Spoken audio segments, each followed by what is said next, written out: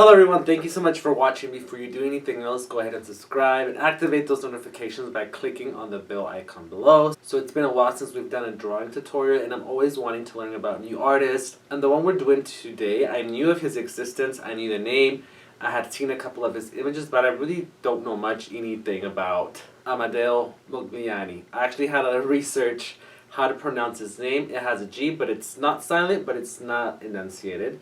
So Amadeo was an Italian Jewish painter. Okay, so Amadeo Modigliani was born on July 12, 1884, and he died at the age of 35 on January 24th, 1920. He died of tubercular meningitis. He was a modern painter influenced by the movements Cubism, Surrealism, and Dadaism.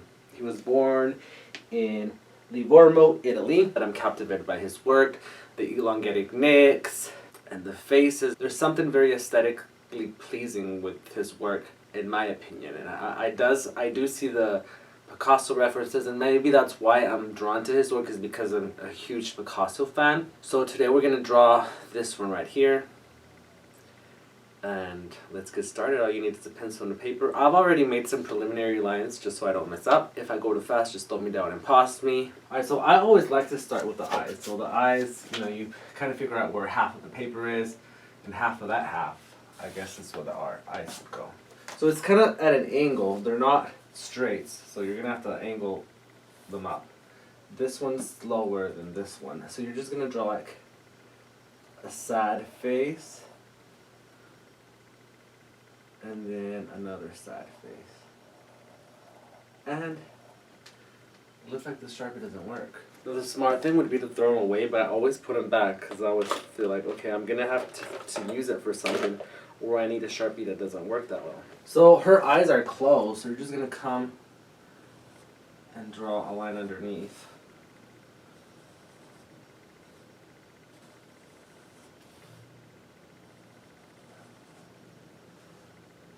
It's just going to look odd because it doesn't have the iris in there, but oh well. Eyebrow on top. This one you don't get the full one because it's covered by her hair. I actually printed it out so I could look at it. I guess that would be wise. So then her nose, it's not proportionate, it's very long. So you do like a backward C, then a line underneath, and then from here you're going to go all the way up. There you go. And there's a line right here. This one doesn't go all the way down. And then the Cupid's bow below here. Her lips is also angled like her eyes, so we'll start like with the little letter U. Extend it to the outside, so it creates kind of like an M or a mountain range perhaps. And then you connect it with the smiley face, and then we're just going to put a line in between. Not straight, cover it a little bit. Now her chin. So we're going to bring this up to make her cheek. There's a little bit of this, it kind of curves in as you get close to the eye. Oops, and I just stayed the paper. And then come up.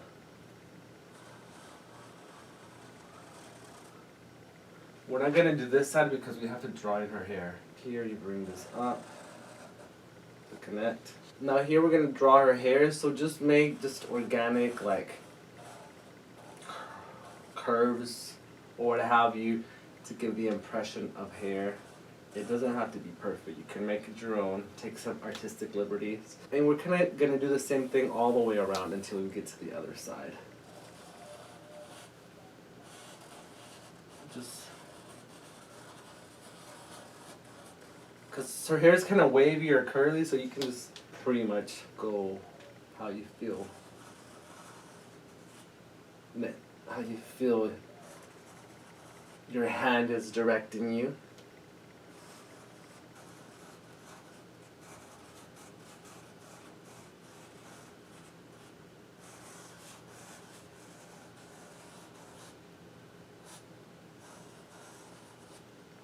And there we have her hair. After I paint it, I'll probably add some more, but I think for now those lines are sufficient. Well, I should probably connect it to here so it doesn't look weird. Now that looks weird. It's fixable when you paint it. The good thing about art is like there's really no messing up. You can justify every line, or you can make everything work. You just kind of have to like be patient and don't get frustrated. So then her neck, they have Modigliani's females or even males that have very elongated necks. So we're gonna make sure you get a long neck in there, shoulder. So she has like a collar right here, and it starts back here. It comes almost to a V, but not quite. It's, you know, she's kind of slanted, so everything's gonna be at an angle. So it's V-shaped, but it's leaning towards the left. And then the back of it. And then it's kind of like a ruffled collar. So just make it an organic curved line. Hands are very hard to draw for me, and her hand is propped up right here. But what I like about this hand is it's not realistic looking, so it makes me not be so scared of it. So start up here.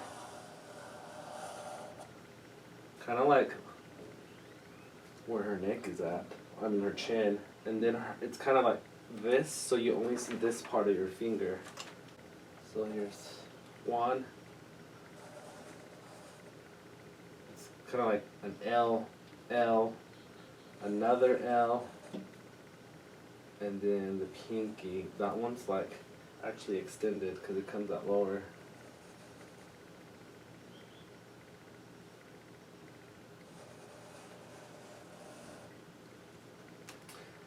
So she's holding a handkerchief because I thought, oh my god, what is this sticking out? That can't be her thumb, but I think it's a handkerchief. So you add that, and then let's go back over here to add her arm. You're just gonna bring this line all the way down, and then make another one. And then, oops, you're gonna connect them. And then there's a ruffle underneath here. Kind of like how she has over here. Oh, I think I just made that up because this one doesn't have a ruffle. Oops, oh well. So then we're going to bring this across and down.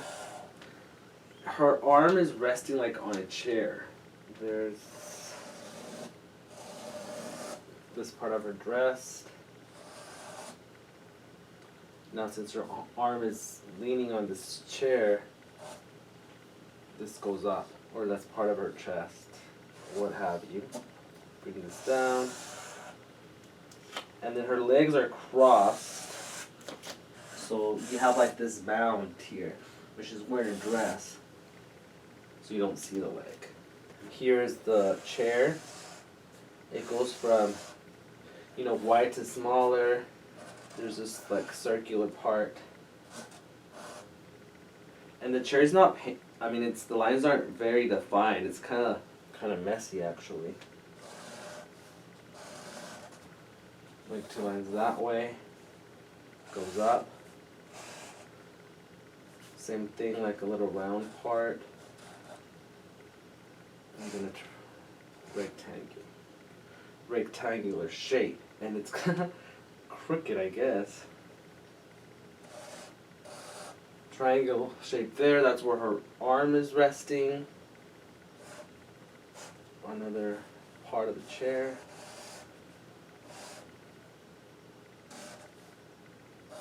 I feel like I'm not explaining this very well, so just kind of do your own thing with your chair. As long as you get the idea that this is a chair. So this would be her elbow, this part. And then her garment is laying across this top part of the chair. Okay, that looks weird actually. So arm, elbow, wrist, hand. And then there's like a baseboard over here. Make sure you follow it across. And there we have it. It looks odd, but it's okay if it looks odd because, let me put up the painting up here. It's not drawn very detailed. The lines are very blurred, not pristine. The features are exaggerated or elongated. So if you're looking at your paper thinking, wow, this doesn't look right, then you did the right thing. Then we're on brand with Modigliani's work. So now I'm going to start painting it. I think I'm going to start with the background. And like I said, I'm going to make it my own. I'm going to take some creative liberties, especially with the color. So blue is my favorite color, though I usually start with yellow because somehow I feel like yellow speaks to me in a sense. But blue is my favorite color, but I'm not going to use it here. And I'm doing wet on dry. That means that the paper is dry. Because you can do, this is watercolor paper. You can do wet on wet, but I want it dry. And I'm not going to be too careful just because it's the first layer.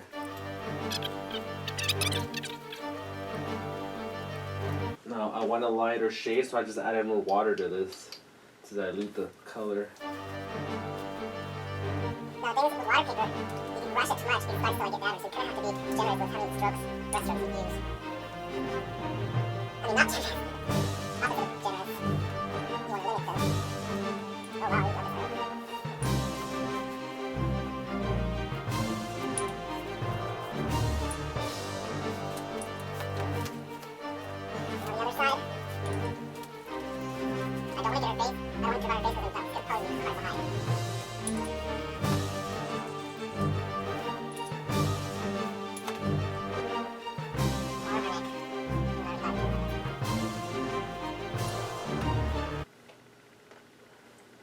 Now I'm gonna let it dry.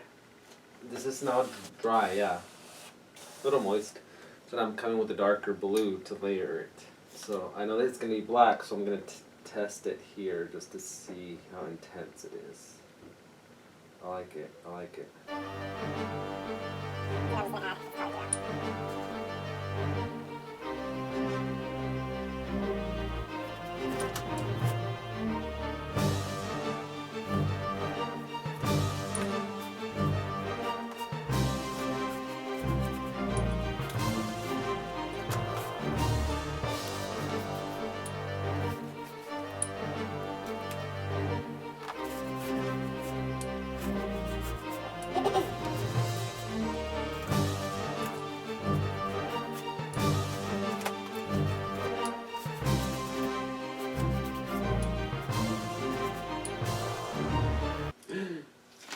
Oh, the tape came undone, and I love a very crisp white edge, so I can't get too close to that.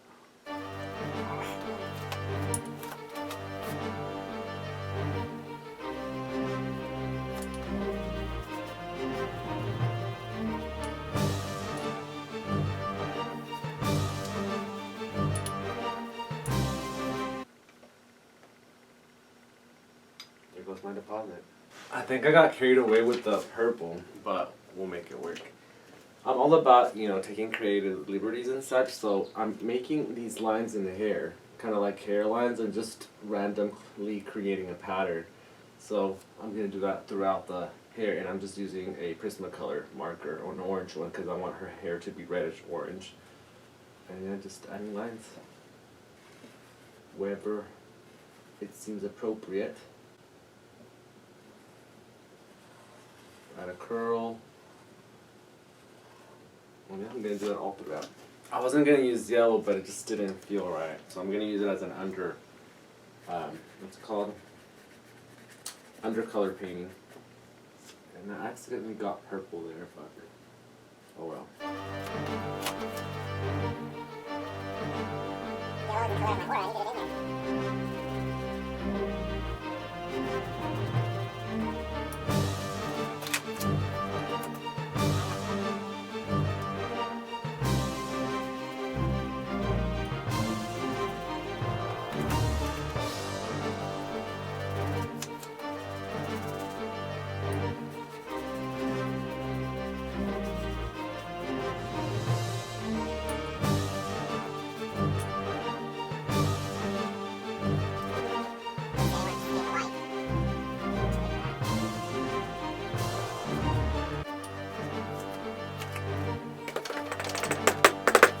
So I did something I've never done with before, which is add gesso to watercolor and mix it. So I don't know what this is going to do because I've never mixed the two before. On the hair I started at orange acrylic paint. So here I have marker acrylic watercolor, here I have watercolor and gesso. And I'm excited to see what it's gonna do when it's dry. Alright, so this dried very nicely. I thought it was gonna have an adverse effect. I said maybe it's gonna crack or something, the gesso with the watercolor, but I like it. So now I'm gonna go with the hair, add some red. This would be some light blue, richer brown, and then bring in the skin tone. So I'm kind of doing my own thing, not going anywhere close to what the original was like, which I like. The influence, it's gonna be very apparent because the image is very apparent, but it still needs a lot of work. I'm starting to see the light at the end of the tunnel. Nothing's yet finished. So I added this darker hue to the left. That is my left, yeah. Almost as if there's a shadow being cast, and then it just drips off, which is kind of like typical of me to do to run the colors. Alright, so I am done. I changed it from the original in various ways. I added ruffles to the sleeves. She had black eyeshadow, I did a bronze. The background's completely different, but the image is very clear that it's Modigliani. So my favorite part, if you've seen my videos before, it's taking off the tape because I love the crisp lines. But I had a hard time with this tape sticking, so I don't know if those lines are going to be crisp or not.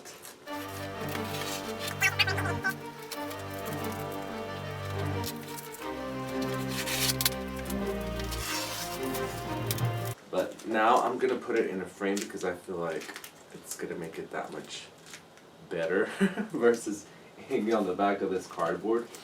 So here's a final version in a frame already. It was quite a hassle to get it in here, but it looks so much better. It makes it look more pristine and museum wall ready. But anyway, tell me what you thought about this drawing tutorial, what you think of my version, what should I do next.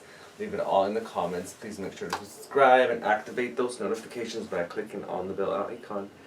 And that's it for now. Until next time, adios y bye. Let me zoom in. My hair is the favorite part. Not the ring light you're seeing there.